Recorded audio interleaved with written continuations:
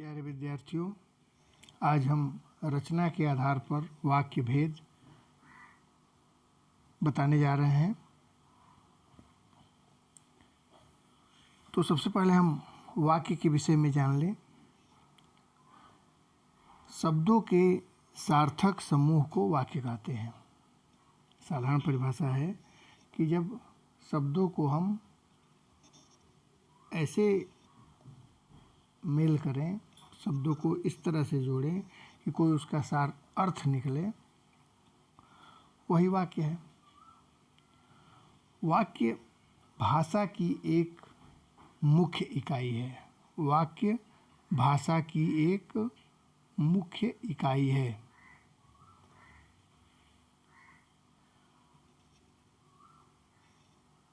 शब्द जब व्याकरणिक नियमों में बद्ध करके वाक्य में प्रयुक्त होते हैं तो वे पद कहलाते हैं। जब हम किसी शब्द को व्याकरण के नियमों से एक दूसरे को जोड़ते हैं तो वह शब्द पद हो जाता है। इस प्रकार विभिन्न पदों के उस समूह को वाक्य कहते हैं। दूसरी परिभाषा हो गई। अब ध्यान ये देना है कि वाक्य के लिए शब्दों की कोई सीमा निर्धारित नहीं होती है। एक शब्द का भी वाक्य हो सकता है। वैसे तो वाक्य के निर्माण के लिए कर्ता, कर्म और क्रिया का होना आवश्यक है। बिना कर्म के भी कर्ता और क्रिया के द्वारा भी वाक्य का निर्माण हो जाता है, परंतु कभी कभी एक शब्द भी पूर्ण वाक्य का कार्य करता है। जैसा कि हम एग्जाम्पल देने जा रहे हैं।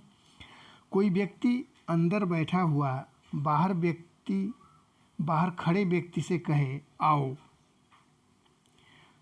उसके इस एक शब्द से ही हम उसके भाव को समझ लेते हैं कि उसके कहने का आशय यह है कि अंदर आ जाओ।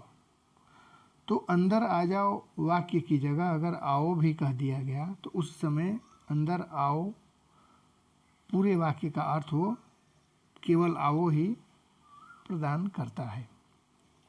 अब एक वाक्य की परिभाषा हम लोग एक वैज्ञानिक परिभाषा बता दे रहा हूँ।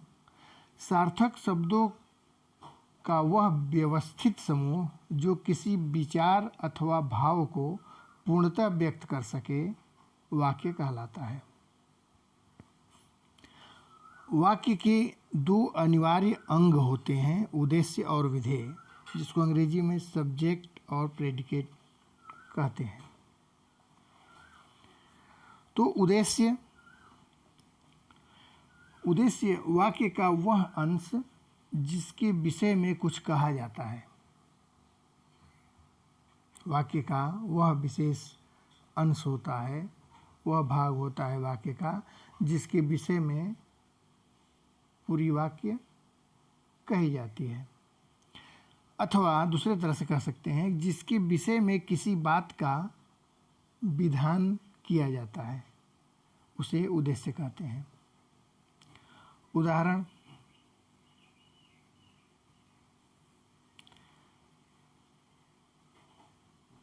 रमन बाजार से मिठाई लाने गया है।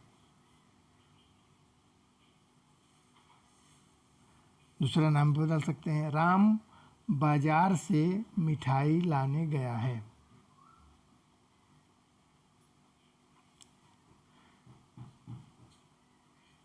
श्याम के पिता ने कुछ मित्रों को खाने पर बुलाया है। दो एग्जाम्पल हम लेते हैं। पहला एग्जाम्पल था राम बाजार से मिठाई लाने गया है, तो यहाँ राम उद्देश्य हुआ। श्याम के पिता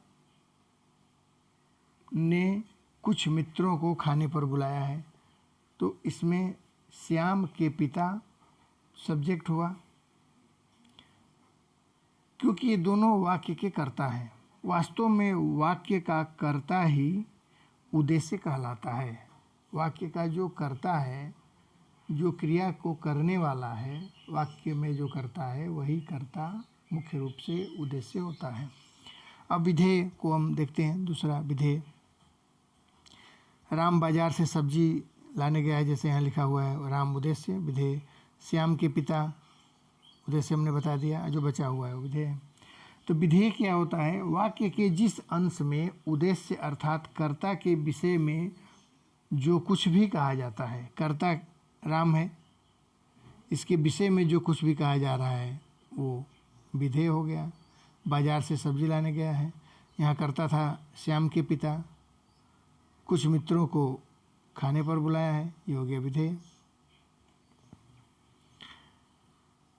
तो विधेय वाक्य में कर्ता या उद्देश्य को छोड़कर जो अंश बचता है, कर्ता और उद्देश्य को छोड़कर, दूसरे शब्दों में ये भी कह सकते हैं उद्देश्य को छोड़ करके जो अंश वाक्य में बचता है वो विधेय है।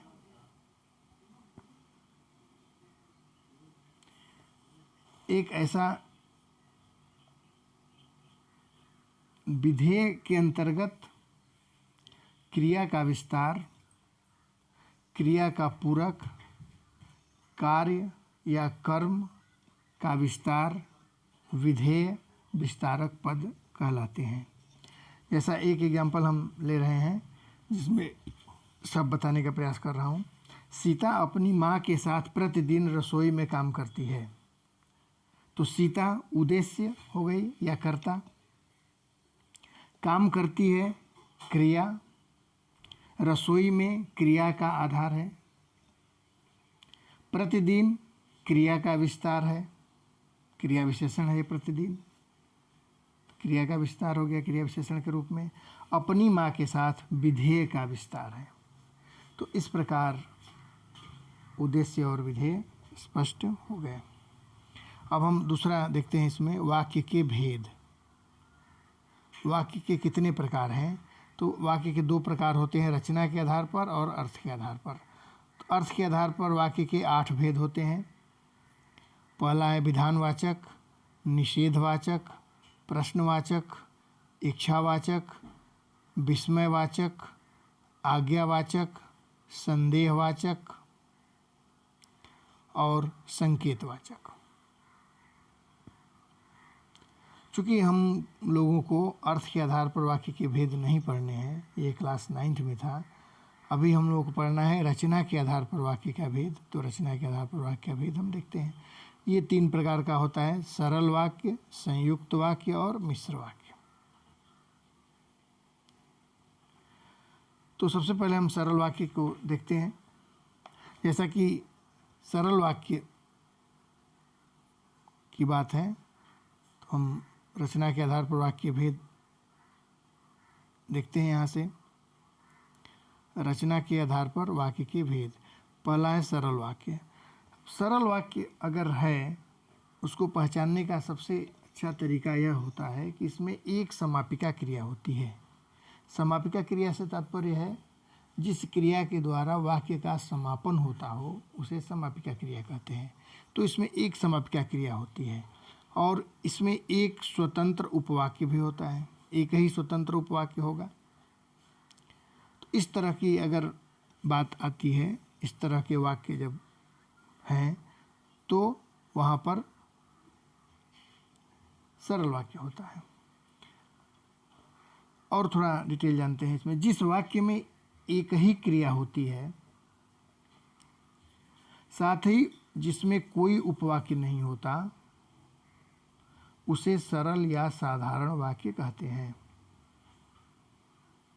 सरल वाक्य में उद्देश्य कर्ता एक या अधिक हो सकते हैं। कर्ता एक से अधिक हो सकता है सरल वाक्य में, परंतु जो विधेय की होगा, विधेय और उसकी क्रिया वो एक ही होगी। अब हम 2 उदाहरण लेते हैं। इसमें कर्ता एक है और एक में कर्ता 2 है। तो पहला है सीता व्यायाम करती है। सीता व्यायाम करती है, एक उद्देश्य और एक विधेय। सीता उद्देश्य और व्यायाम करती है विधेय। एक उद्देश्य और एक विधेय है। विधेय तो हमेशा एक ही होगा इसमें। सीता और गीता अच्छा गाते हैं। सीता और गीता अच्छा गाती हैं। तो सीता और गीता उद्देश्य, अच्छा गाती हैं विधेय। तो दो विधेय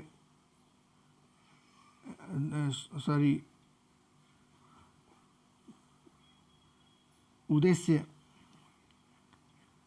जो होता है, उद्देश्य का विस्तार दो शब्द में भी हो सकता है, जैसे सीता और गीता हुआ। कभी कभी वाक्य में उद्देश्य का अभाव होता है। कभी कभी ऐसा भी होता है कि वाक्य में उद्देश्य होगा ही नहीं, छुपा होगा, वहाँ भी सरल वाक्य हो सकता है। किस प्रकार से, इसका भी एक उदाहरण देखिए। यहाँ मत बैठो,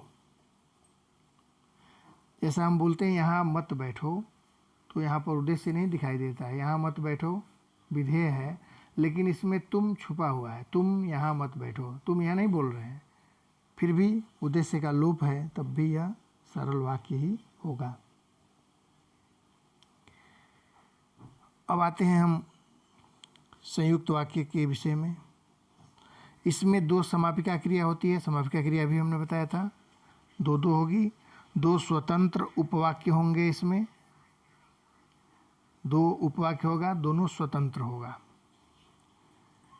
जब दो या दो से अधिक समान स्तर के स्वतंत्र और सरल वाक्य, दूसरे शब्दों में कह सकते हैं कि दो सरल वाक्यों को किसी समुच्चय बोधक से जोड़ देते हैं, तो वह संयुक्त वाक्य हो जाता है। एक ये भी डिफिनेशन इसका हो सकता है, परिभाषा हो सकता है।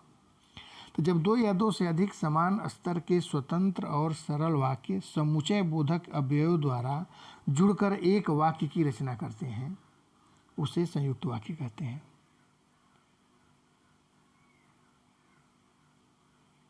संयुक्त वाक्य में उपवाक्यों को जोड़ने वाले जो समुच्चय बोधक होते हैं, उस पर हम ध्यान दें, उसको नोट कर लो।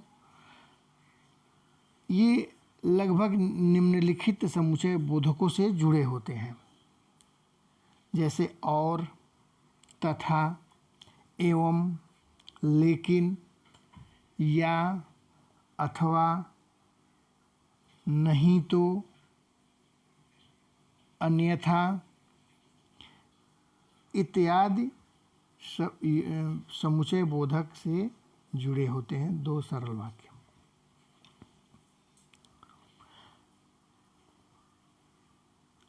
एग्जाम्पल और ले लेते हैं। सीता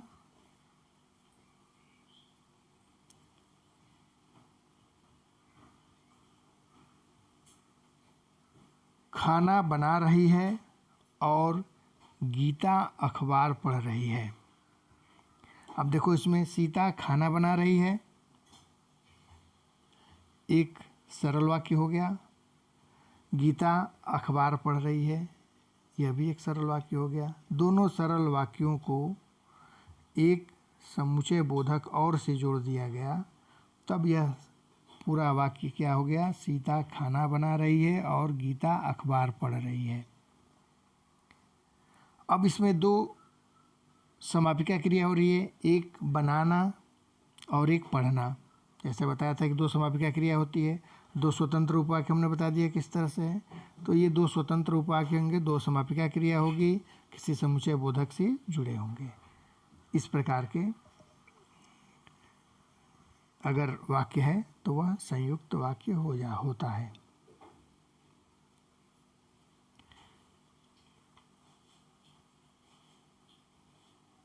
इसके कुछ प्रकार भी हैं संयुक्त वाक्य के, लेकिन उसकी विशेष आवश्यकता नहीं है।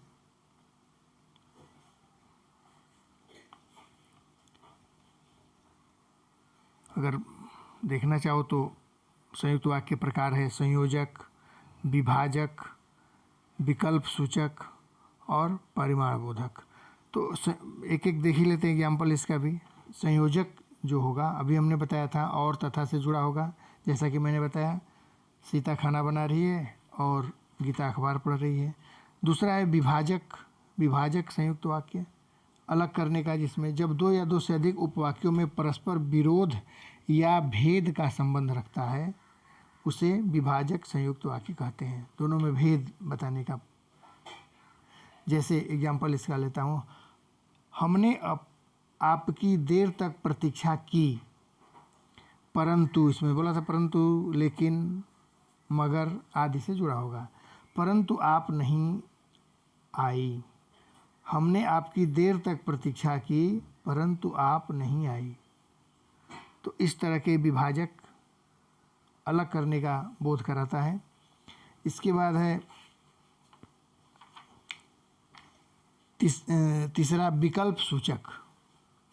विकल्प, जब दो उपवाक्यों में विकल्प अर्थात किसी एक को स्वीकारने व एक को नकारने का भाव होता हो, छोड़ने का, जैसे क्वेश्चन पेपर में आता है अथवा या और लिख करके, तो उसमें से कोई एक ही करना होता है। इस तरह के जब वाक्य होंगे उसे विकल्प सूचक। प्रकार लिखने की आवश्यकता नहीं है, बस मैं बता दे रहा हूँ कि ये होता है। खैर संयुक्त वाक्य भी लिख दोगे तो चलेगा, इस प्रकार की आवश्यकता नहीं है। एग्जाम में प्रकार नहीं पूछा जाता है। तो विकल्प सूचक का एग्जाम्पल एक लेते हैं, बाहर जाकर खेलो या चुपचाप बैठो। तो इस प्रकार के जो एग्जाम्पल है या अथवा से जुड़ा होगा, विकल्प सूचक। इसके बाद है चौथा परिमाण बोधक। परिमाण बोधक में क्या होता है कि जब एक उपवाक्य से कार्य तथा दूसरे उपवाक्य से उसके परिमाण का बोध होता है, उसे परिमाण बोधक संयुक्त वाक्य कहते हैं। एक से कार्य होने का, दूसरे से उसके परिणाम का ज्ञान कराता हो, उसे, जैसा एग्जाम्पल एक इसका भी देख लो, सीता डर रही थी इसलिए माँ का हाथ पकड़े बैठी रही। इसलिए, इसमें इसलिए है, इसलिए, अतः आदि से जुड़ा होगा। तो सीता डर रही थी इसलिए माँ का हाथ पकड़े बैठी रही। तो इस प्रकार के जब वाक्य होंगे जो एक कार्य को बताएगा, दूसरा उसके परिणाम को। अब हम तीसरा प्रकार देखते हैं, मिश्र वाक्य। मिश्र वाक्य में एक मुख्य वाक्य होगा जिसको प्रधान वाक्य भी बोलते हैं, और एक आश्रित उपवाक्य होगा। तो इस तरह के जब वाक्य होंगे उसे मिश्र वाक्य कहते हैं। जिस वाक्य में एक मुख्य या प्रधान उपवाक्य हो और अन्य आश्रित उपवाक्य हो, उसे मिश्र या आश्रित उपवाक्य, मिश्र या मिश्रित उपवाक्य भी बोलते हैं। इसको मिश्र या मिश्रित भी बोलते हैं, दो नाम है इसका। इसमें मुख्य या प्रधान उपवाक्य प्रायः साधारण सरल वाक्य की भी होता है। जो इसका मुख्य वाक्य होता है वह सरल वाक्य की तरह होता है, वह स्वतंत्र होता है और अपने आप में पूर्ण अर्थ प्रदान करने में सक्षम होता है। लेकिन आश्रित उपवाक्य प्रधान उपवाक्य की पुष्टि, समर्थन, स्पष्टीकरण और विस्तार करते हैं। इस प्रकार के से ये प्रधान उपवाक्य आश्रित उपवाक्य होते हैं। इस प्रकार के जो प्रधान उपवाक्य पर आश्रित होते हैं, जो आश्रित उपवाक्य होता है, वो प्रधान उपवाक्य से जुड़े बिना अर्थ प्रदान करने में सक्षम नहीं होता है। उदाहरण के लिए, तुम वहीं चले जाओ, प्रधान उपवाक्य। जहाँ तुम्हारा मित्र गया है, आश्रित उपवाक्य। जहाँ तुम्हारा मित्र गया है अगर बोलते हैं तो स्पष्ट नहीं होगा, अर्थ प्रदान करने में सक्षम नहीं होगा। एक चीज़ और बता देना चाहता हूँ कि इसमें जो प्रधान वाक्य होगा वो आगे भी हो सकता है, पीछे भी हो सकता है, बीच में भी हो सकता है। एक एक उदाहरण देखते हैं तीनों का। प्रधान उपवाक्य आगे किस तरह से होता है, यह सत्य है कि परिश्रम का फल अवश्य मिलता है। यह सत्य है, प्रधान है, कि परिश्रम का फल अवश्य मिलता है, कि परिश्रम का फल अवश्य मिलता है आश्रित है। ये प्रारंभ में प्रधान है।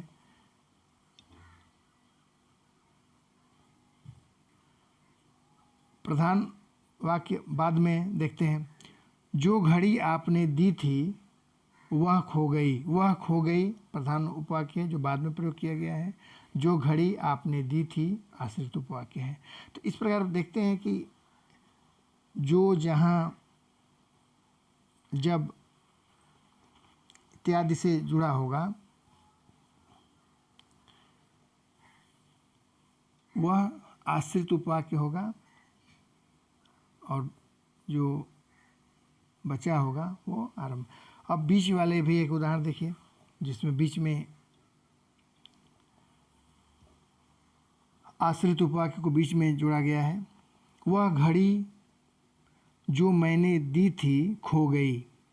तो वह घड़ी खो गई, वह घड़ी शुरू प्रारंभ में और अंत दोनों प्रधान है। और आश्रित क्या है? जो भैया ने दी थी।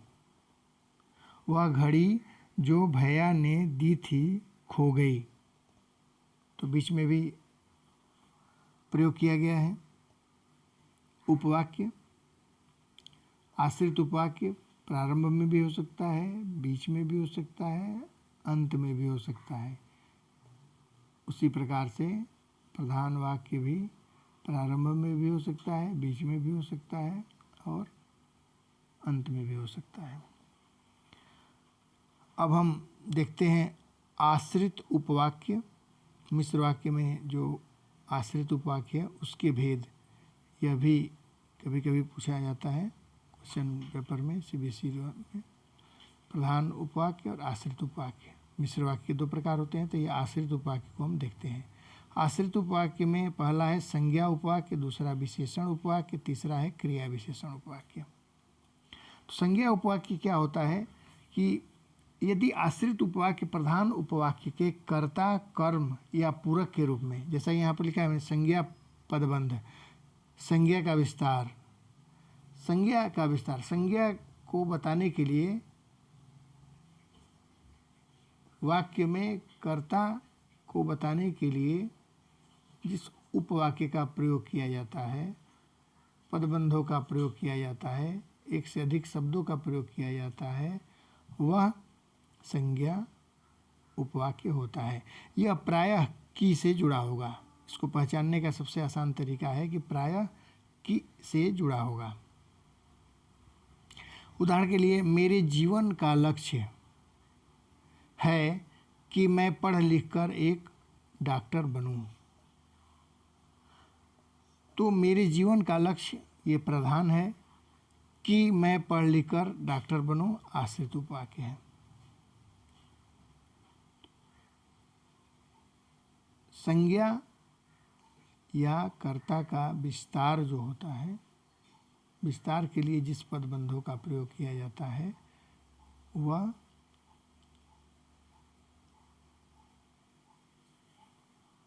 प्रधान उपवाक्य होता है। अब हम विशेषण उपवाक्य को देखते हैं। जब आश्रित उपवाक्य प्रधान उपवाक्य की संज्ञा या सर्वनाम पद की विशेषता बताता है। यहाँ पर तो संज्ञा या कर्ता का विस्तार था, यहाँ पर संज्ञा या सर्वनाम पद की विशेषता बताने के लिए जिस पदबंधों का प्रयोग किया जाता है, उपवाक्यों का प्रयोग किया जाता है, उपवाक्य वह आश्रित उपवाक्य होता है। अब इसमें देखेंगे प्रायः ये जुड़ा होगा। जो प्रायः का मतलब कि ऐसा नहीं कि फिक्स इतना ही है, मैक्सिमम इन सब से जुड़ा होगा, कुछ इसके अतिरिक्त भी हो सकते हैं। जो, जिसे, जिसने, जिसे, जिसका, जिसमें आदि से जुड़ा होगा। जो मेहनत करता है वह फल पाता है। जो मेहनत करता है वह फल पाता है। इस वाक्य में वह फल पाता है प्रधान उपवाक्य है। जो मेहनत करता है वह आश्रित उपवाक्य है। जो से जुड़ा है, जुड़ने वाला, जो, जिसे, जिसका, जिसमें इत्यादि से जुड़ने वाला जो सब वाक्य होता है, वाक्यांश होता है, उपवाक्य होता है, वही आश्रित उपवाक्य होता है। उसे विशेषण उपवाक्य कहते हैं। इसमें भी जो आश्रित उपवाक्य होगा बीच में भी हो सकता है, प्रारंभ में भी हो सकता है और अंत में भी हो सकता है। जैसा उदाहरण मैं अभी दे रहा हूँ, बीच में जुड़ा हुआ है, वह लड़का जो पेड़ पर चढ़ रहा है बड़ा शैतान है। तो जो पेड़ पर चढ़ रहा है बीच में प्रयोग किया गया है, परंतु यह उपवाक्य है। प्रारंभ में जुड़ने वाले उपवाक्य, दूसरा एग्जाम्पल देखिए, जिन्हें सब कुछ करा कराया मिलता है उन्हें काम करने की क्या ज़रूरत। तो जिन्हें या जिसे सब कुछ करा कराया मिलता है, ये आश्रित उपवाक्य है जो प्रारंभ में है। उन्हें काम करने की क्या ज़रूरत है, ये प्रधान उपवाक्य है। अब अंत में जुड़ने वाला आश्रित उपवाक्य हम बता रहे हैं। मैं उसे छोड़ूंगी नहीं जिसने तुम्हारी यह हालत की है। जिसने तुम्हारी यह हालत की है आश्रित उपवाक्य है, मैं उसे छोड़ूंगी नहीं, ये प्रधान है। इस प्रकार आपने देखा विशेषण उपवाक्य। अब आते हैं क्रिया विशेषण उपवाक्य। क्रिया विशेषण उपवाक्य में क्रिया की विशेषता बताने वाले क्रिया विशेषण का विस्तार होता है। क्रिया विशेषण का विस्तार होता है इसमें। जब आश्रित उपवाक्य प्रधान उपवाक्य की क्रिया की विशेषता को बताने या जिसका प्रयोग क्रिया विशेषण की भांति होता है, क्रिया विशेषण के रूप में क्रिया की विशेषता बताने के लिए जिस उपवाक्य का प्रयोग किया जाता है उसे क्रिया विशेषण उपवाक्य कहते हैं।